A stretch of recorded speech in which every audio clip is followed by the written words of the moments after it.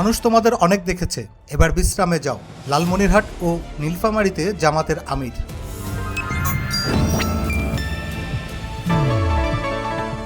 জামাতে ইসলামের আমির ডাক্তার শফিকুর রহমান দীর্ঘদিন রাষ্ট্র পরিচালনাকারী রাজনৈতিক দলগুলোর কঠোর সমালোচনা করে বলেছেন, এদেশের মানুষ তোমাদের অনেক দেখেছে, এবার বিশ্রামে যাও, এবার আমাদের সুযোগ দাও। তিনি দাবি করেন, জামাত ক্ষমতায় এলে দুর্নীতিমুক্ত বাংলাদেশ গড়ে তোলা হবে এবং উত্তরাঞ্চল থেকে প্রকৃত উন্নয়নের সূচনা করা হবে।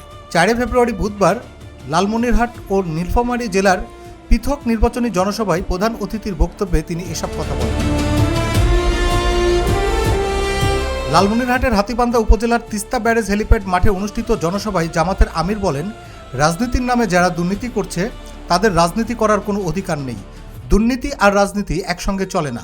আসন্ন নির্বাচন প্রসঙ্গে তিনি বলেন, এবারের নির্বাচন সাধারণ কোনো নির্বাচন নয়। এখানে দুটি ভোট, একটি হ্যাঁ যা আজাদির প্রতীক, অন্যটি না যা গোলামির প্রতীক। তিনি ভোটারদের ভোটের স্বাধীনতার পক্ষে অবস্থান নেওয়ার আহ্বান জানান। উত্তরাঞ্চলের উন্নয়ন প্রসঙ্গে ডাক্তার শফিকুর রহমান বলেন, তিস্তা আমাদের অহংকার। তিস্তাকে অগ্রাধিকার দিয়ে আমরা উত্তরাঞ্চলের অর্থনীতির কেন্দ্রবিন্দুতে পরিণত করব। যে কোনো মূল্যে তিস্তা মহাপরিকল্পনা বাস্তবায়ন করা হবে। তিনি বুড়িমারি স্থলবন্দর আধুনিকায়ন সহ সড়ক ও রেল যোগাযোগ উন্নয়নের প্রতিশ্রুতিও দেন। নীলফামারীতে উন্নয়ন ও ইনসাফের অঙ্গীকার। নীলফামারীর এক নির্বাচনী জনসভায় জামাত আমির বলেন, উত্তরাঞ্চল দীর্ঘদিন অবহেলিত, এখান থেকেই আমরা উন্নয়নের বীজ রোপণ করতে চাই। তিনি অভিযোগ করেন, একদল মতলববাজ রাজনীতির নামে চাঁদাবাজি ও ব্যবসা করছে। আমরা এই সংস্কৃতি বন্ধ করব। তিনি উত্তরাঞ্চলকে দেশের কৃষি শিল্পের রাজধানী হিসেবে গড়ে তোলার প্রতিশ্রুতি দেন।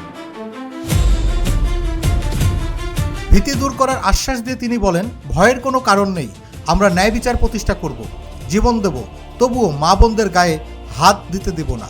লালমনিরহাট জেলা জামায়াতের আমির ও লালমনিরহাট 3 আসনের প্রার্থী আবু তাহেরের সভাপতিত্বে অনুষ্ঠিত লালমনিরহাটের জনসভায় 11 দলীয় জোটের নেতারা বক্তব্য রাখেন। বক্তব্য শেষে ডাক্তার শফিকুর রহমান লালমনিরহাট ও নীলফামারীর একাধিক সংসদীয় আসনে জামাত ইসলামী ও 11 দলীয় জোটের প্রার্থীদের হাতে নির্বাচনী প্রতীক তুলে দেন। তিনি বলেন, আগামী নির্বাচনে হা ভোট মানে জনগণের বিজয়।